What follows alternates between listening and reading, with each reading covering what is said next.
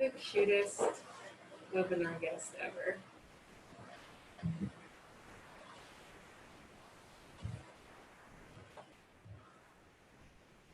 Make tax or tax. Hi, Beck. Hi. Hi. So just testing. How's the audio? Can I talk again? Test, test, test, test. Chicken dinner. You're kind of shiny. I don't know if it's the internet on my side or on your side, but now the video quality is diminished. Oh no. So what does that mean? I mean, I don't know if it's just me. It's not like crisp clear like it was an hour ago. So I don't know if it's our internet or your internet. Maybe our internet. Wow, that's really loud. Sorry. Can you hear the fan? I hear a TV. That's not me. Oh. Is that you? Oh, there, that went off. That's not me. Is that you? No. What is the background noise? The fan. It's not that bad though. Who's talking right now? What TV Dad is has that? the news on. Dad has the news on. Oh, okay, okay. Okay, hold on one second. Let me change the internet.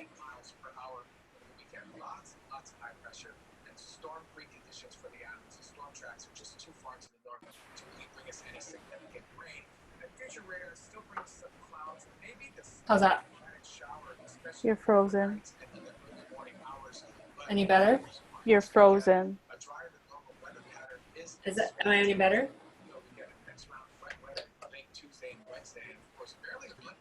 Hello? Yeah, I can hear you.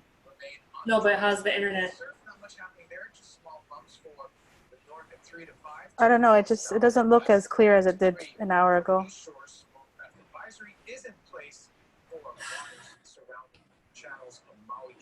I don't know what to do. The audio's fine. It's just the video is like a little bit blurry. Oh,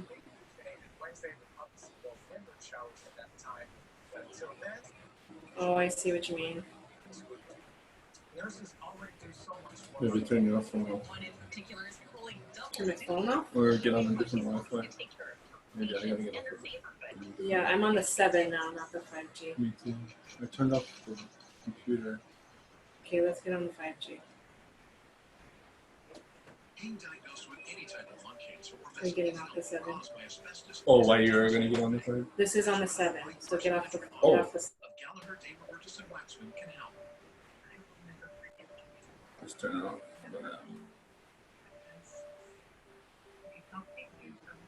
It's fine. It's not like people are gonna stop watching. Yeah. Are you recording? Yep. Oh. I'm gonna edit it later. Are you looking at me instead of her? Because I'm naturally blurry. That might mean whatever. No, both of you. If the screen is like really small, you know how it's like minimized, then it's perfect. But when I have it on full screen, it's like the resolution. But that might be my video settings, right? Okay.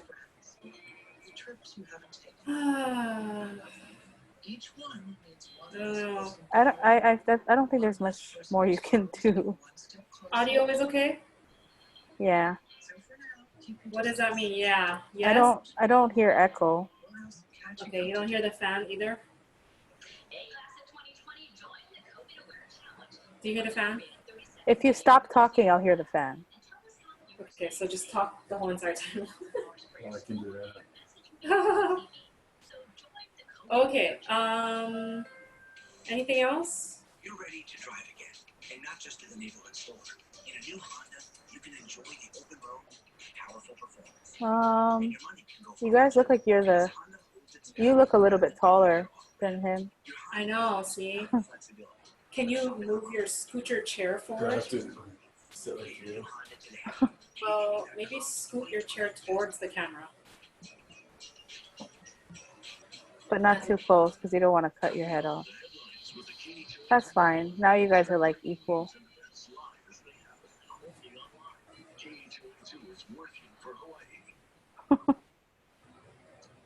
Okay, does it look all right? Yeah. So much confidence. Huh? So much confidence. Well, I don't know what I'm supposed to say. Your hair is like blowing in the wind like, I know. like a shampoo model. I know. It's fine. I don't hear the fan. Did you move the mic? I did. Does it make a difference? Yeah. What? Worse? It doesn't sound as clear as it did before. We gotta move up closer. Oh. How's that? Mic-wise. Mic-wise, test, test, test. Don't smack it because I can hear it Okay, how's the mic? a little bit better. A little bit better. How come you moved it off of the stool? Because it was the cord is too short for the laptop to be the right angle. You made it. Test, test, test. Better, worse? Same. Okay, I'm not gonna do that then. Because I need to just do our best to bring it close. I don't think everything can be completely 100% perfect. I know. All right. I don't hear the fan that much now. All But right. also I can't hear as well as I could if I was in a quiet room. Oh no. Should I make my audio settings better? Well, if you're right up there, then I can hear you very well. Test, test, test, test, test, test. You gotta fix this camera because there's not enough headspace.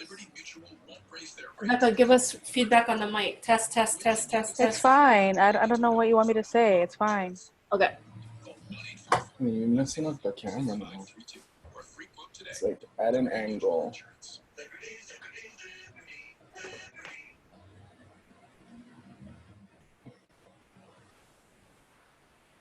Are you too far or are you good? I don't know. Now there's too much headspace.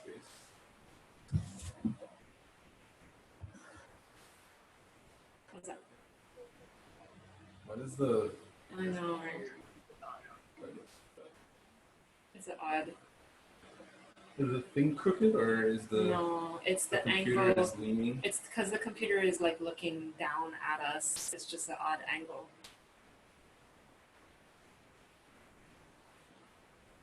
It's fine though. It looks fine. All right. Okay.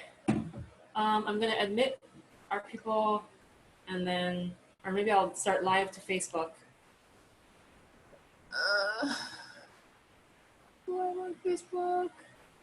Can I not show my face? Yeah, and can you mute yourself? Yeah. Thank you. Thank you for doing this. You're welcome. Yes, I'm gonna do it.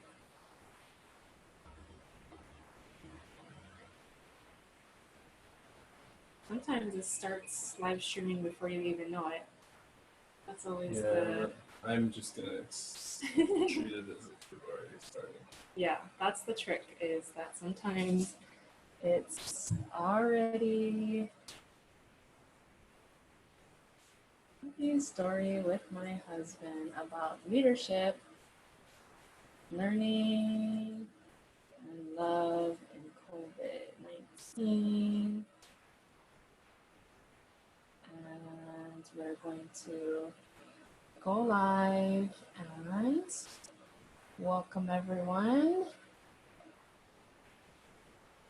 Hi everyone, welcome to our Talk Story webinar. I see hi Kelly and Mimi joining us today. And we might have a few more people joining us. But I just want to welcome everybody to what's become a weekly talk story series with People Strategies Hawaiʻi. So my name is Kuʻulani Keohokalole. I'm the owner and consultant of People Strategies Hawaiʻi. And on Fridays, I've been doing a talk story sort of series in light of COVID-19, focused on various topics of interest. I like to call it conversations I wish people were having. And today I have a special guest. I'm not sure if everyone knows this, but my husband is Senator Jarrett Keohokalole. He's the state senator for Kailua and Kāneʻohe on the windward side of Oahu. And I'm very happy that he accepted my invitation, or maybe just knew he'd get in trouble if he said no to being on my webinar. So would you like to introduce yourself to the audience? Hello, everybody. I'm Jarrett Keohokalole. Happy to be joining you today. Happy to, after much deliberation, I decided it was in the best interest of everyone, myself included, to accept your invitation. So yeah, thank you really for having me on your talk story. Thank you. And sorry if I look distracted, I'm just admitting people in. So we are both in Zoom as well as streaming live on Facebook. So welcome if you're just joining us. So the topic for today's conversation is leadership, learning, and love in the time of COVID-19. And I chose this topic because I think that the two of us have had some very interesting experiences just over the last 2 or 3 months in these 3 areas. And, Jarrett from the get-go was asked to be part of a very special COVID-19 committee in the Senate. And I think that that's really interesting to sort of hear about his experiences being a leader of our state in a time where there's a lot of uncertainty and people are looking to you to make very important decisions. So maybe you can tell us a little bit about that experience and how you got yourself involved in that. It was surreal. That was 11 weeks ago because I was trying to keep count. And actually, I was looking back to some of the actions that we took right at the beginning of the crisis. In the middle of March was really when things got crazy and the legislature recessed. And I remember right before we recessed, the NBA closed, and we had a couple of really big meetings. In hindsight, we weren't supposed to have that many people all jammed together in one place. So we had all the heads of the different state departments, and we were trying to figure out what the plan was, what their contingency plans were if things escalated. And I guess I was really active in a lot of those discussions. And so, when we recessed, the building kind of went whoosh, and people just disappeared.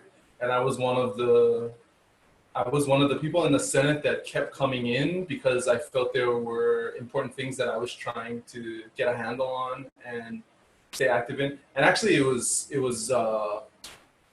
the reason I was coming around was sort of unfortunate is because some of the first reported cases on Oahu were at Kualoa. And so I was coming in trying to meet with the Department of Health and get information on what was happening, and then relay information from the community and from the doctors that were treating the workers at Kualoa and that were testing them so that people could respond, because we were getting all sorts of calls and emails and social media messages from folks on the windward side, because once it got out that it was Kualoa, then immediately, like Coconut Wireless, people started to do the math. Oh, who do I know that works there? Is it them? Is it them? Is it them? And I was trying to get a handle on how quickly they found out that the person was sick and how many other people could have been potentially exposed, so that we could get information out to the community, because people were really starting to panic. And because of that whole situation, I was one of the people in the building when we organized the committee and sort of stayed involved we pushed really hard for the quarantine. And then the Department of Labor and unemployment, and now we're trying to deal with the budget, the recession and the reopening. So if you're just in the room and trying to stay active, that really makes a difference, I think. And that's kind of how I ended up involved with so much of that going forward. One thing I saw about you was that, this sort of immediate call to action and you springing into it without really thinking twice about, well, I've got to take care of my family, or just kind of, you were very like community focused. Like you just seemed to have this sense of urgency and need to respond quickly to the community. What would you say kind of contributes to that, or just how do you, sort of get past? Because I think a lot of times when we get struck with unprecedented events like COVID, it's easy to get stuck and be frozen and not know what to do. What do you think kind of inspired you to get quickly to action? I think it was the desire to figure out what was going on more than anything. It wasn't like I know what to do. This is all we gotta do. Other people lead or operate that way. Really, the reason I went, I remember the night I got the call to be notified that we had a positive individual on the windward side. I started just doing math in my head, Kualoa, this is the stuff I was talking about. Okay, it was Kualoa Ranch. So was this spread from the tourists? How many workers got it? Who knows already? Is it gonna be flying all over social media and people getting worked up? I gotta get answers. And so I went into the legislature the next day, even though the building had cleared out. I went anyway to try and figure out if I could connect with the Department of Health so that we could start putting out information so people wouldn't panic, because we were getting lots of calls and emails from people who were panicking, and we didn't want that. I didn't want people panicking in Kāneʻohe. So I try and be proactive with the information. And sometimes the information is we don't know. But I found, especially through this whole process, that just to have someone articulate what's going on, even if what's going on is we don't understand yet, was received well, and I think was helpful. So, yeah. And I thought that was better than what's happened over and over in the crisis is when people really were demanding or wanting answers even, and the information wasn't coming, then you get frustration that starts to build, and then people start to find answers of their own, and that stuff can take off real quick too. I didn't want any of that in Kāneʻohe. Yeah, I think one of the things I find in working with different leaders of organizations is that in times of crisis, when they don't communicate, because maybe they are in a place of they're trying to figure things out for themselves, they're trying to investigate and do their due diligence and make sure that what they're sharing is, credible and all that kind of stuff. In that time frame, though, there's sometimes a big silence, and in silence, people make things up. They connect dots where maybe there are no dots. They come to certain conclusions on their own. So the ability to communicate very timely and frequently, and in a way that's relevant to what people are concerned about, I think is really important.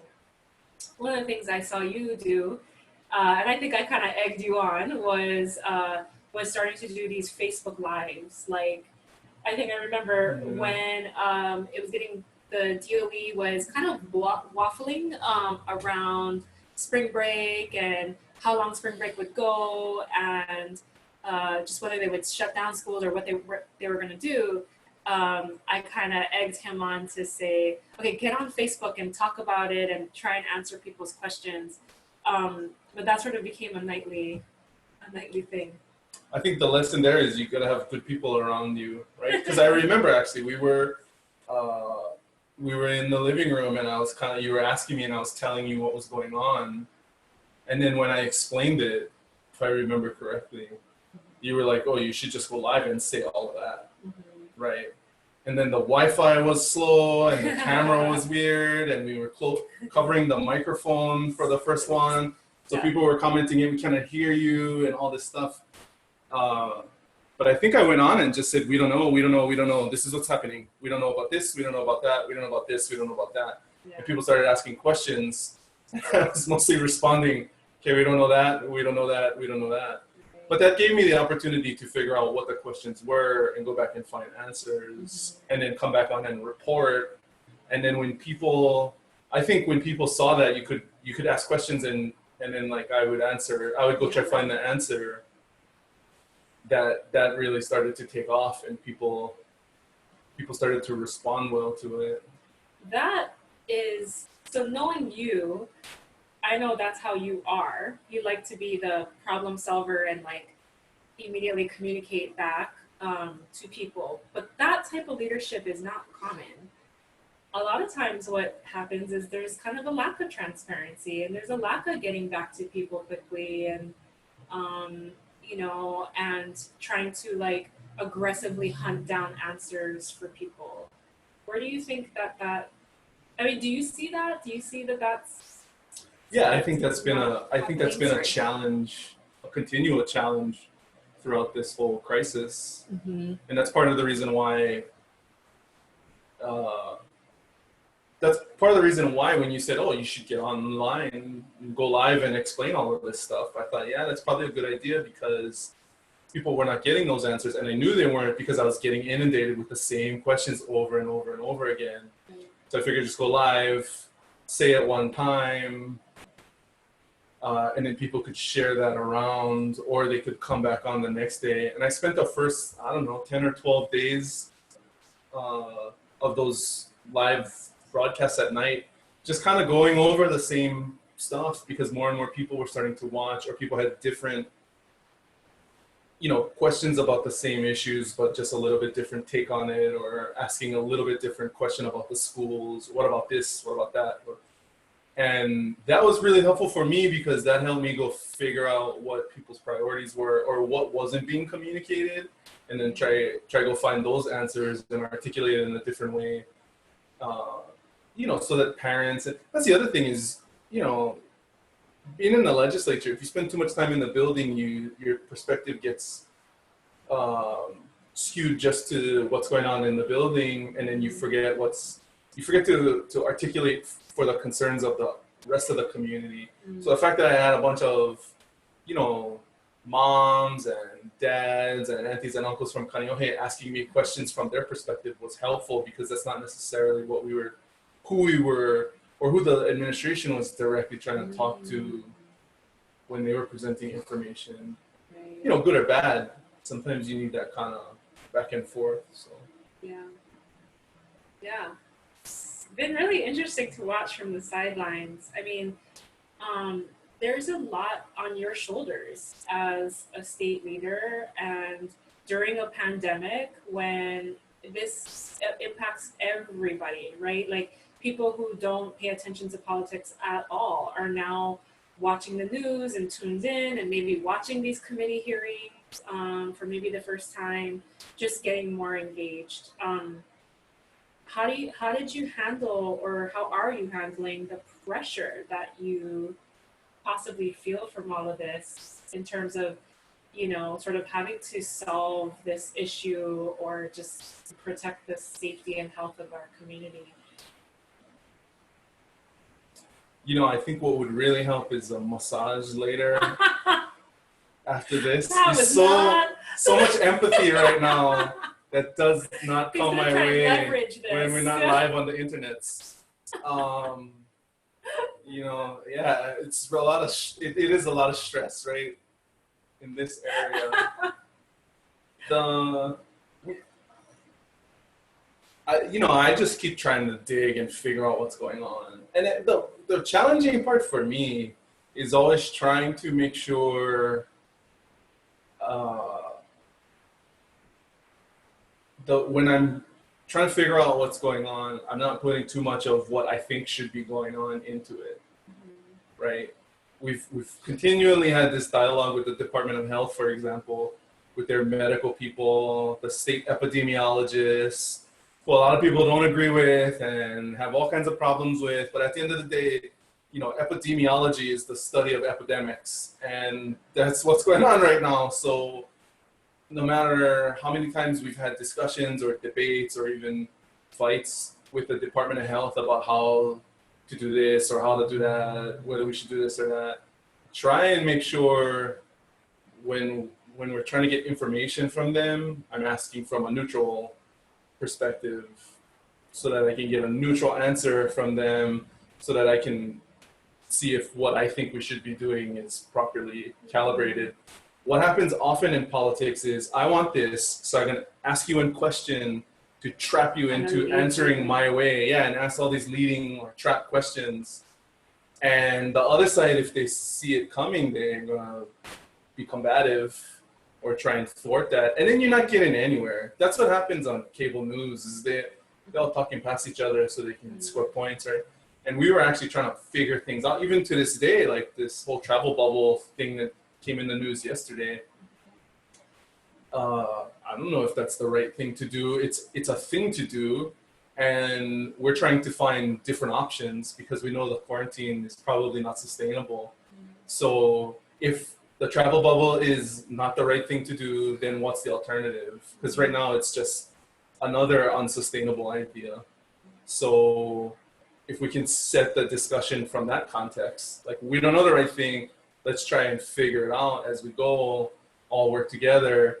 That has been a more successful approach for us on the committee. And, you know, I think probably that's the right way to go in general. I've had to learn that because I like to fight sometimes, all the time, you know, depending on whether, you know, what's going on or whether I think something right or wrong is happening. And I think there's a time for that. But in this kind of crisis situation, when we're trying to figure out the right thing to do and it's unclear, I've had to try and figure out what's the right way to be effective. Right. Yeah, and I think a lot of it, from what I see, is just trying, right? Yeah. Sometimes, you know, what I see with leaders is wanting to get it so right, wanting to get it perfect, and getting frustrated because there's really no precedent to look back to say, well, this is how we handled this COVID-19, you know, in the past. But what I appreciate is this lean towards just try something. Like you said, it maybe not the solution, but it is a solution. And getting away from analysis paralysis on can't make a decision because there's just too many ways we can do it. I like how you appreciate me too. Can I come on next week? Yeah, this is great. I have a tendency to, in the past, I've had a tendency to fall into the analysis paralysis as well. But I've also pulled the trigger too fast on things and then regretted, I should have done it. I should have thought, I should have took a breath, thought it through. So, I think that's continually a challenge. But I do think in times of crisis like this, when there's so much at stake, people, especially from the government, people need communication and decisive action. I prefer over, a vacuum of communication and indecision. Because I think that even if we're doing the wrong thing, if you can get up and tell people who are scared and unsure and uncertain about what's going on, look, this is what's happening, this is the plan we have, and this is how we're going to do it. I think people appreciate that. And then I think it's an easier way to get the important feedback, even if it's critical, because then people at least know what's going on. So that's how we've been trying to push for the pandemic situation to be managed from the beginning. Yeah, I always feel it's easier to react to something than for there to be nothing, right? Like, it's easier to give feedback on a draft of something or an idea than there's than there being nothing there. Well, and it's a continual challenge with the reopening. We keep doing it in these waves, and now it seems like there's a protocol. You gotta ask that governor, and then the governor got to tell the mayors, and then the mayors got to articulate it. But, you know, I think having communication where people can see the reopening steps and things coming is better than, you know, surprise, the pools are open tomorrow. Right. Right. I know that when the retail stores were allowed to open, that at least from what I saw from some of my friends who run retail stores, that kind of threw them kind of for a loop, because I think it was like a Monday it was announced it was able to open on a Thursday, and they weren't ready to do all of that. Yeah. So on the topic of leadership and doing it in times of crisis and uncertainty, is there maybe one piece of advice you would give to other leaders or people who are trying to manage a group of people during this time? Any takeaways you would have for them on being in that role? I don't know that I'm really qualified to do this, but my approach has always been to try and communicate with sincerity.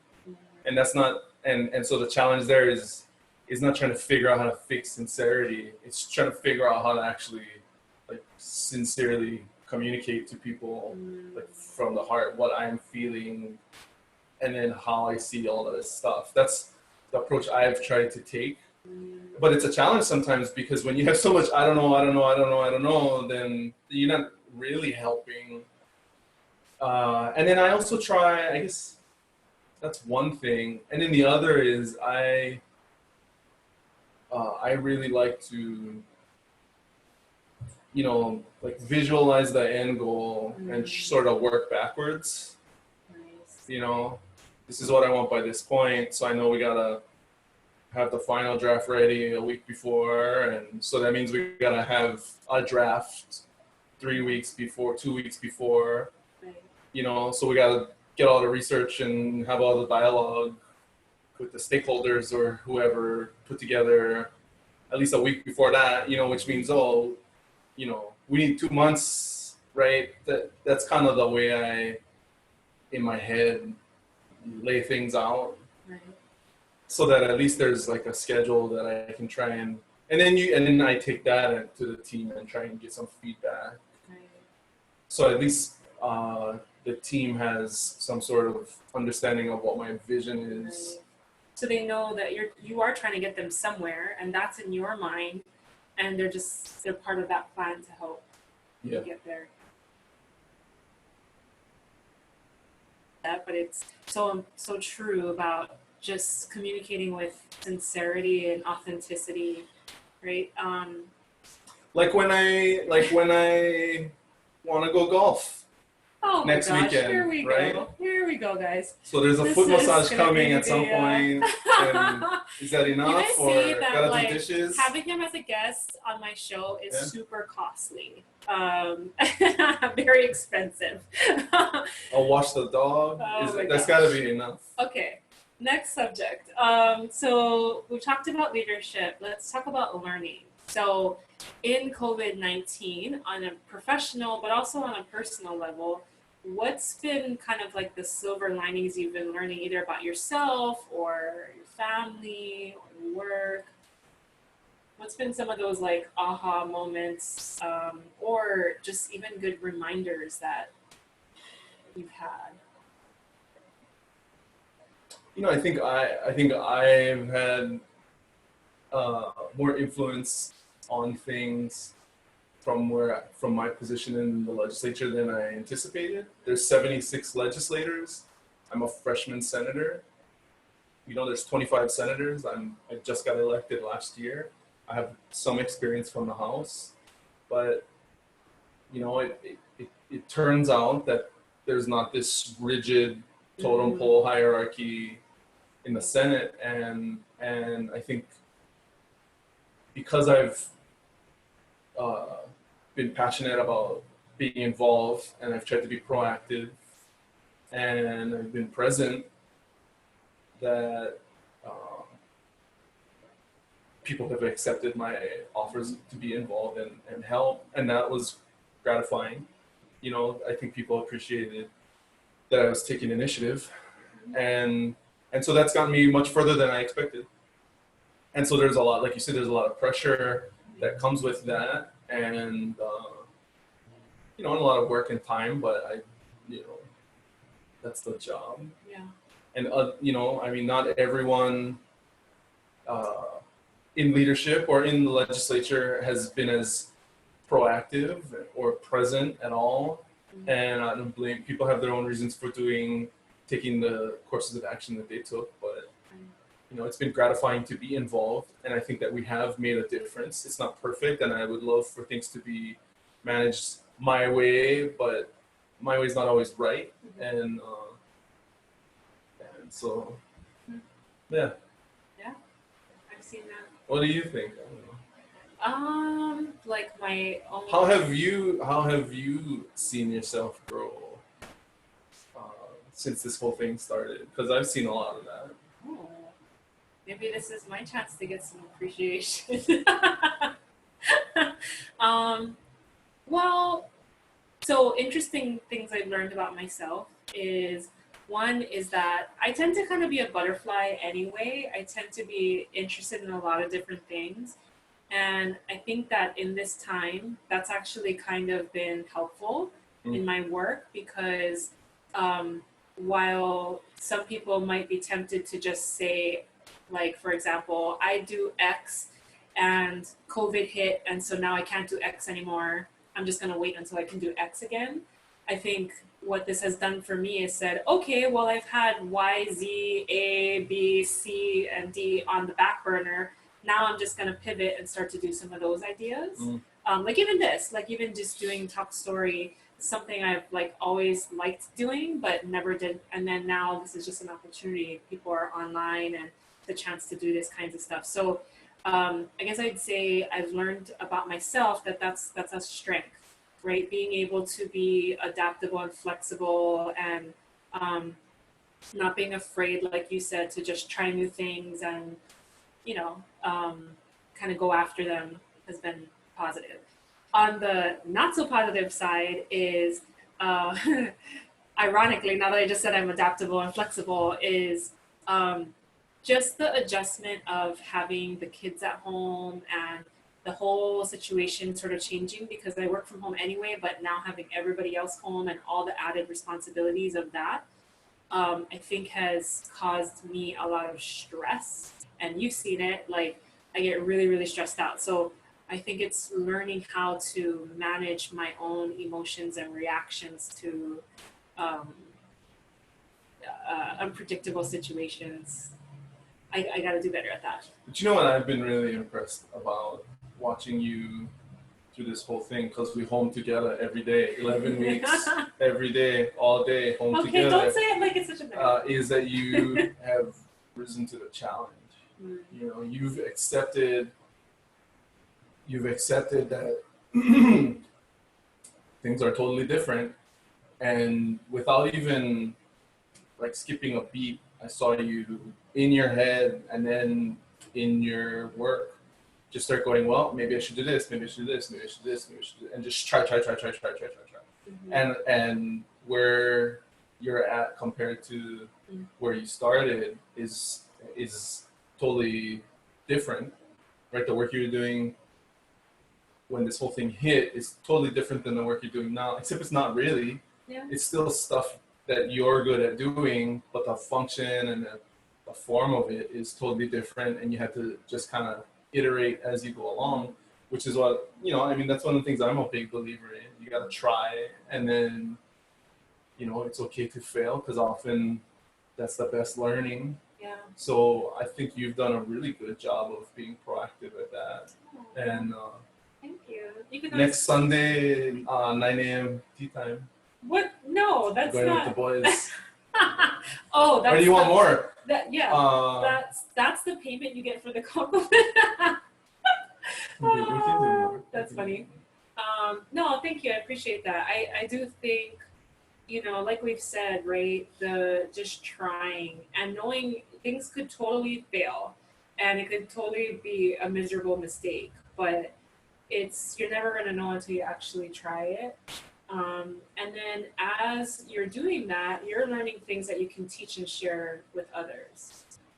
So I think in doing that, I'm learning, and I'm sure you are too, what you are good at and what like hidden talents and gifts you have, right? That you can like, oh, I didn't realize I could do this kind of stuff. And oh, this is something that other people want to be able to do. Like, how can I share this with others? That's the other thing I've seen is in all of this initiative and trying you've been doing, you've been bringing people along with you, right? And that's one of the things I learned working for other people who I consider mentors today, working for other legislators, you know. One mentor in particular was this hard charger who I saw pretty quickly. He was such a hard charger and so proactive and confident in his approach. He'd kind of create a wake that would suck people along, right? He'd like create his own current with how active he was, right? And I think you've done a lot of that. Like with all this adaptation to online, you brought me along. I started to adapt to it. I think in part because I was doing so much of it, lots of other public officials have taken to it as well. Not only because of me, but I think I helped contribute to that. And so you're kind of setting, and a lot of what you've done is set a groundwork for this culture change that has to happen. And it probably would have happened anyway. But the fact that you're on the leading edge of it because you've just been so willing to try, and there hasn't been any hesitation. I haven't seen you have any hesitation. I don't even know where you bought these or how they came into the house or how much they cost, but they were just here one day and you had a hammer and all of that, right? I have to tell you guys, so prior to COVID, I worked from home, but I worked in my son's bedroom. That's like the only place we had that could kind of operate as an office. And then, you know, once we had to go to virtual and video meetings, video conferences, I was like, I can't have everybody see like my son's Legos and stuff in the room and the closet, whatever. So I actually moved, like, I think literally on one Saturday, right? I went on Craigslist, bought like a desk, a chair, a lamp, whatever, and then like came and made the this is our laundry area, turned it into my little home office studio. So I like it. I like what you've done with the guest thing, with these chairs. You never know. Hopefully you can be a Hawaiian Oprah. Then we can afford to buy a house on Maui. Oh my gosh, I know. Tell me about it. Yeah, I think you make really good points about kind of learning and setting the pace and bringing others along with us. Why do you look like you want to laugh? No, I agree. I agree. I've seen you do it, right? And it's not by saying come, you got to do this. You got, you know, it's just you're doing it and you're doing it confidently and it looks like it's working and people will get curious and are willing to come along. Yeah. So I think that's leadership. Yeah, I do. I think it's interesting because even like you mentioning being a freshman senator, and you know, not maybe necessarily having the rank or whatever, it is about influencing in a lot of ways without having the authority or the title or the rank to do so. Do you see that taking place in the type of work you do and sort of having to lead with a lot of like influence and charm and enthusiasm and passion? Yeah, that's what I do. You're like, that's me. What are you talking about? That's who I am as a person. Well, so as I've grown up, become a grown up, I try more and more often to, you know, there's that classic cartoon bit where like the minion or the good character goes, oh, why don't we do this? And then the boss goes, no, why don't we do that? And it's the same exact thing. So I've tried more often not to do that anymore. And when I hear something from another member or from someone in the administration or from someone anywhere that I think is a good idea, I try first to attribute that idea to that person, edify the idea, so that people are more comfortable with sharing their good ideas with me and latching on to it. when I hear it, right? And so I think that I've noticed that's made people more willing to have open dialogue around me. And then I can help create momentum for ideas or different lines of conversation around particular issues by supporting things that other people say, Right. or taking ideas and running with it in my own way, you know, to try and initiate things, because not everybody thinks exactly the way I do. And sometimes the way I think of things, like in terms of what's the end goal and how do we move from here to there, sometimes it helps, sometimes it's not necessary. And I've had to really try, and that's another thing I've tried to learn as I've gotten older, is when not to say anything, because sometimes that's more valuable than saying something, right? It's having an awareness that things are rolling on this, so I don't need to be involved in it. Yeah. But I think, you know, but in this area, this idea I think has potential. If I can throw my support behind it, maybe that'll get the ball rolling. And that has taken a lot of maturity and a long time for me to learn how to grow up enough to still a work in progress. Yeah, no, same here. I think it's, you know, you go through all this education and schooling and you're so excited to share with the world what it is you know, but it takes experience to realize that you don't always have the best ideas, or you know, others, like you kind of gave that example, may have that idea themselves, but you're not helping to draw it out of them. You're trying to be the one to kind of get the limelight or the credit. And I think it goes a long way to like pull it out of others, and that goes a long way towards creating buy-in. Right? Because they feel they're heard, they feel valued, they feel respected for what they bring to the table, regardless of age, experience, etc. That's truly how you bring people along. Well, and I also know this. There's no better way to ruin morale or create mistrust than to step in front of somebody's good idea, which happens often in politics, and is like this common undercurrent of mistrust and animosity. So I try really hard not to do that, especially when we're in critical crisis situations like this. We don't have time for all of that. Yeah. And it takes, you know, it's a humbling thing often when you're like, you know what, this happened to me, you know, that idea or the way they said that sounds better than my idea. Yeah. Sounds better than the way I said it. So I'm just gonna have to downshift and let it go, because it's better off without me. Yeah. Right? That's taken a lot of work. Letting go of control is not easy, right? Letting go of, I'm not saying that. I agree. Yeah. This is being recorded. Yeah. I know. That's a really good segue to our third topic, which is love and relationships. And I see someone else trying to join our meeting, so I'm just going to add that person. But tell me kind of what your thoughts are around relationships during this time, and how either our relationship or the relationship with the family, how you work to like strengthen and keep those intact. I think as I've gotten another one of these, as I've gotten older, as if I'm old, is to try to have awareness of myself and how what I'm doing is impacting other people, especially the people I love. So what I notice is I'm when I get like on a wavelength or distracted, I'm not very complimentary. And so when I notice that, I try and make sure I take time to do it.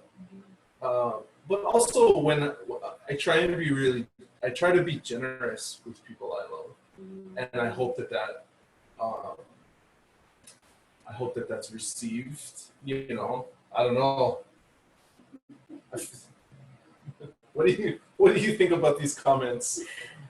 No, it's so interesting because, and this is not like the rah-rah of Jarrett's show or whatever, but I do think that if I had one word to describe the way that you care for our family, I would say it's generous. That's because you're generous with time, with energy, with, you know, I don't know about patience, but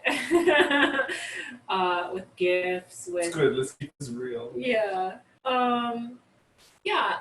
You know, I think anytime you have a stressful and, let's face it, a pretty traumatic event one in the world, but, you know, let alone your life, it's going to put stressors on the way that you interact with each other, the way you interact with, you know, society and the world and whatever. And, you know, I think things have been testy at times with us.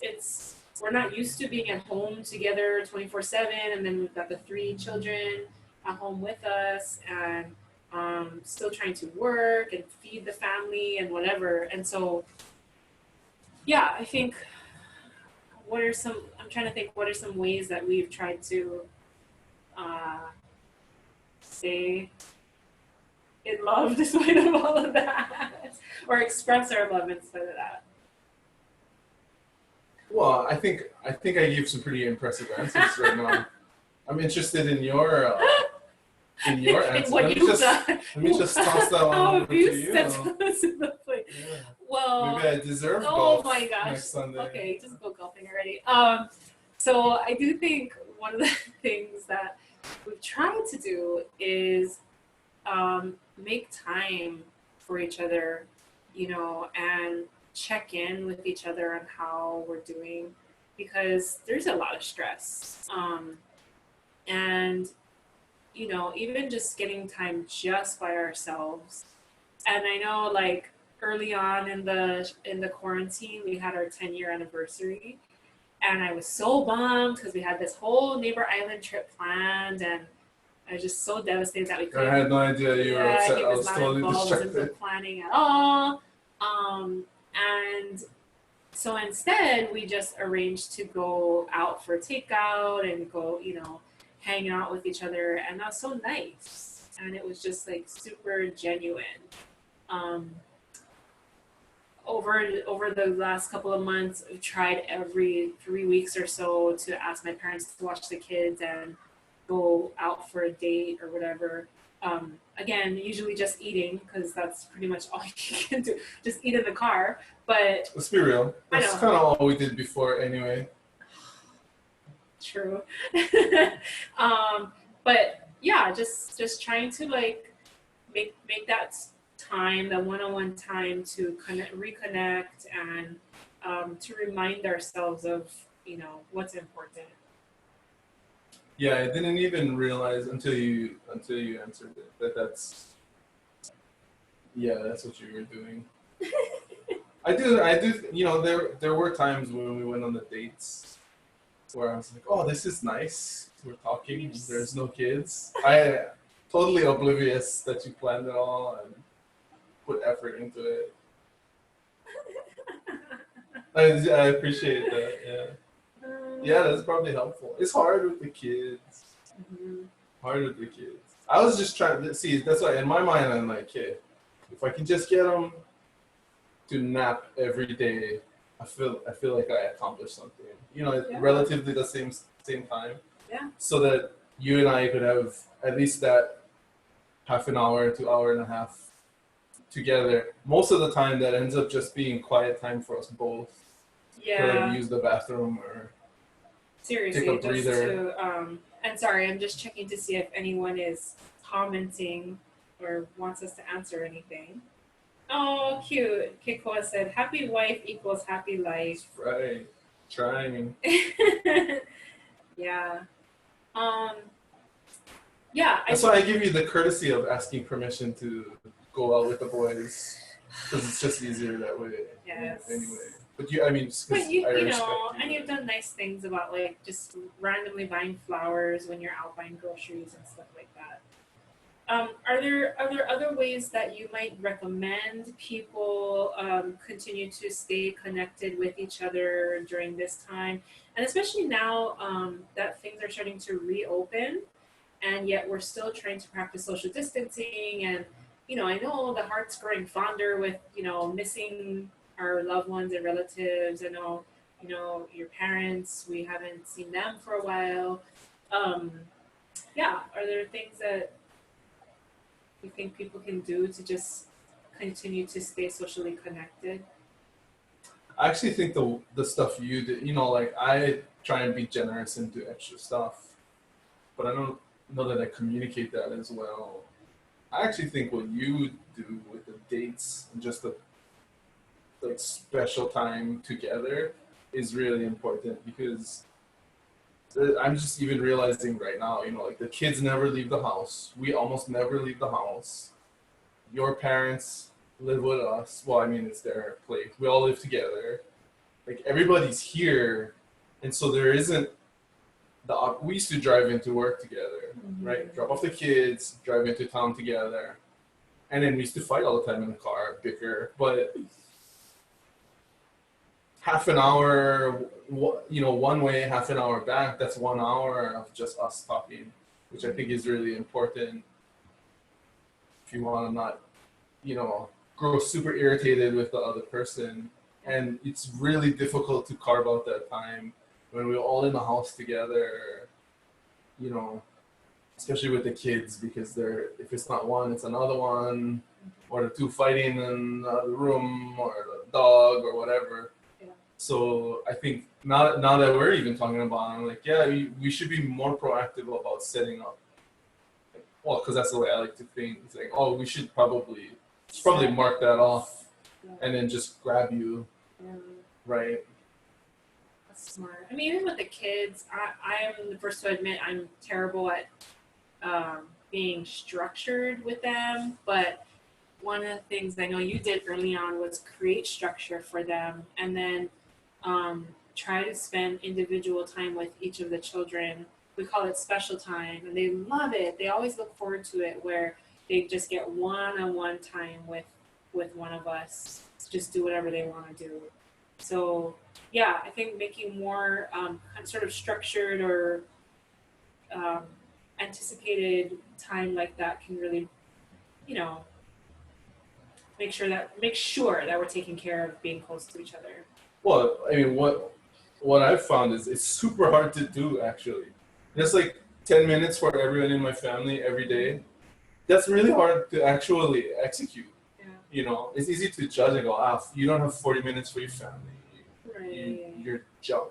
But like to actually dedicate 10 minutes to everybody when there's all this other stuff going on, dinner, we gotta cook dinner after this, and right, it's actually really hard to do. Yeah. And sometimes I don't want to do it. I want 10 minutes for myself to, check email, or I don't know, just tune out.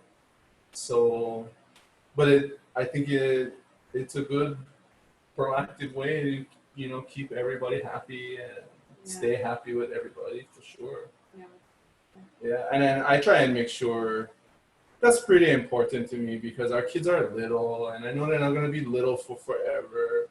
The 9-year-old is mostly plugged in every chance he gets, right? Screen to screen and just on screens. And I know that that's only going to, he's going to get more and more interested in doing his own stuff, less and less interested with us. So I try to take advantage of that now, because I know it's going to go fast. What about you? Yeah, I mean, I think shout out to all the other moms out there who have mom guilt all the time. I think the mom guilt has probably been ratcheted up throughout this time, just feeling like, I've got to work, I've got to continue being on, but I also need to be there for them, and it's challenging. And I did not go to get my master's in elementary education, so I'm definitely not cut out to be an elementary school teacher and learn that. But yeah, I just think making that dedicated time is really key, and then just to keep our family healthy and whole, is important. tending to not just the physical needs, but spiritual and all of that. So we're getting down to the wire here. I just wanted to ask if there's any, I guess, takeaways you have about of this experience that we've had the last 2-3 months or so. What do you want to see continue going forward? Like, you know, I think there's a rush right now for people to sort of get back to normal.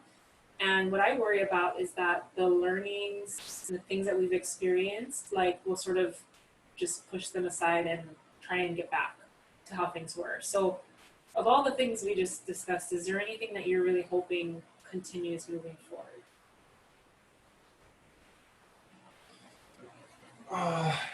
You know, for me, I guess it's because of the committee and the work, the stuff I'm working on. I'm most concerned about making sure that we don't have a second surge. And there's a lot that needs to be done on the government side, the economic side, the health science, all that, to just manage the disease. But what really concerns me is if the community will continue to take it as seriously, right? And if the folks who are doing the traveling, residents or not, we know the flights are going to start to return. And this is the stuff that I work on, you know, every day. As there's more and more travel, or people that are going to Vegas and coming home, or people that are coming here for business or to come for vacation, is everyone going to take it as serious once everything is open? I would love to preserve, and we're going to have to collectively fight to preserve all of the technology gains that I think are progressive, but are not wholly adopted as a cultural change, right? The stuff that really, really works well, or that everybody's adapted to, everybody's just going to automatically move to. But the culture stuff we got to fight for. Because I'm responsible for the community, what I really don't want is a second surge that's going to kill our businesses, and people can die. And as things open up and people get more comfortable moving around again, it's going to be really easy. I've seen it already to just, we're far enough away, I don't need the mask. You know, I really want to get together with the boys. I know there's 15 of us, but that's pretty close. We just all spread out in the garage. You know, that sort of stuff can really easily lead to people just dropping the social distancing. So we're trying to figure out the right way to manage that, whether it's just keep plugging away at communication to remind everyone, or what else needs to happen to make sure that we can pot all of the gains we got from all the sacrifice that everybody made. We're still number one. We are number one in the country in managing the virus. Lowest death rate in the country, right? So I don't want to sacrifice all that by us getting too lax. So there's a lot that needs to happen all the way around on that. So that's a big one that I'm focusing on going forward, you know. Trying to think what it is for me. I guess the number one thing that comes to my head is what I'm afraid we're going to lose if we're not conscious about it is the adaptability. You know what I mean? Because even like prior to COVID, all the research about, I remember reading research like today's, the future jobs that children today will have don't even exist yet, you know, and so we need to give them the skills for jobs that don't even exist. And so that, to me, that's never more true now than now. And how do we continue to create these workspaces, especially because I work with organizations, continue to create these spaces where we're pushing for people to think outside the box, to, you know, like you said, iterate over and over, to try new things, to be creative, to not go with the status quo, but look at new ways of doing things for our state. I hope that we do start to take a better look at the technology that we have, right? The systems that were just not set up and prepared for what occurred. And yeah, I just hope that we continue to push for more rapid sort of transformation and evolution. Well, I think there's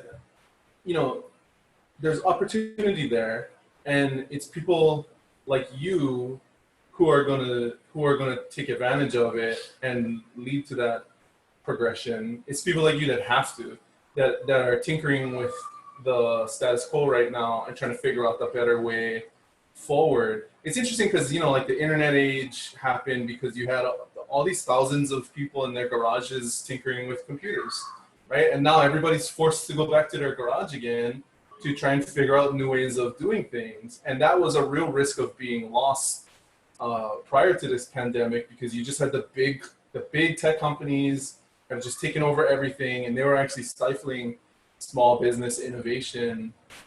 And this is stuff we were working on right before the pandemic. And now we forced everyone to disperse out to their garages again to try and tinker with things. So it's going to have to be people like you who innovate and figure out the new way to do things and make $1 billion so that we can buy AC for your office. Did you guys all see where that was going?